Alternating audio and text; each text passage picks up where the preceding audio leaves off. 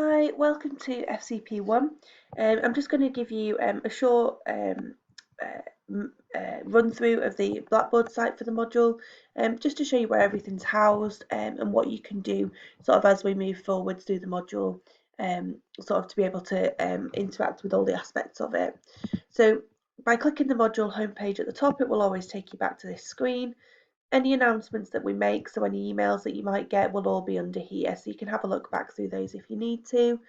Module descriptor, you can click on there and it will take you through to the module descriptor for the module. That's quite useful for you to have a look at and familiarise yourself with. The module leader, you'll get my details there, and also the external examiner, it will tell you just there who that is. It will link to the module reading list just here, so you can have a look at some of the recommended reading that we have for the module.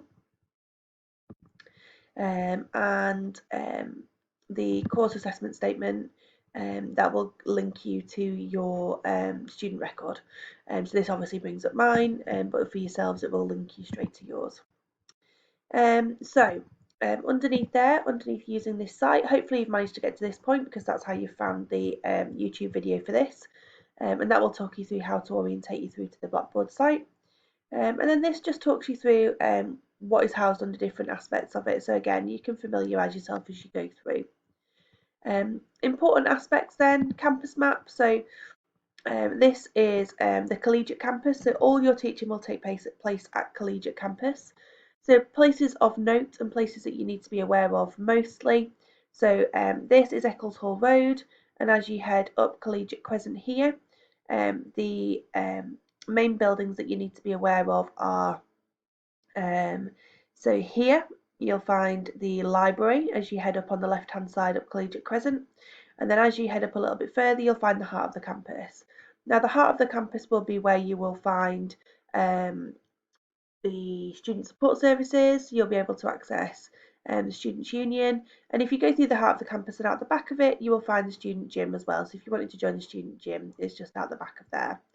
Now most of your teaching will take place off Collegiate Crescent down Broomhall Road, and it will be at the Robert Winston building. So most of your teaching on your timetable says RWB, which means Robert Winston building, and you will then find your rooms from there. Now, just be aware in relation to the pandemic that masks can still be worn on campus if you so wish to. There may still be a temperature check in place, and social distancing should be maintained as much as possible where possible within the university. Any help on Blackboard, it will take you to the online learning aspect, and it will talk you through different aspects of Blackboard, and I'll just draw your attention through Turnitin as well, which you will need for your assessment side of things when that comes around. But if you need help with that, then that's linked within the Blackboard site just there. So getting started at SHE, so some important aspects. So connecting to the SHE Wi-Fi, this will talk you through how to do it on different phones. And also on your laptop, so you can get the best connection whilst you're on campus. You do get access to free Microsoft Office for all students. This will take you through how to download it and how to install it so that you can use it throughout. It's really useful sometimes to divert your SHE emails to another account. So I know that I've got a work account, a personal account, a student account, and that can become really confusing. So I would divert all your SHE accounts to your main account so you're not going to miss anything. Just some of the ground rules here. So we'll talk through some of the netiquette in terms of module ground rules. Make sure we're treating things confidentially. Nothing sort of too dissimilar to what you would do in your clinical practice anyway, but they're there if you need to have a look at them. Now, the module documents side of things is where you're going to find things that are really important to you. Now, I would strongly advise that you familiarise yourself with the module descriptor. That's going to have all the information about the module, the assessment. That's really important. And then the KSA mapping document. Now we've taken the time to go through the KSA mapping document, and we've mapped it to the FCP1 module and the FCP2 module.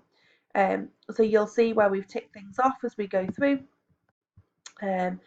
each aspect of that. Now this isn't exhaustive. This isn't us saying that once you've sort of completed this module you are competent in all of the above that are ticked. This is through you being able to self-assess with your clinical mentor as to whether or not you're competent in each aspect of it. Please remember that this is self-assessed, but that just is a link to that, so you can have a look through it if you need to.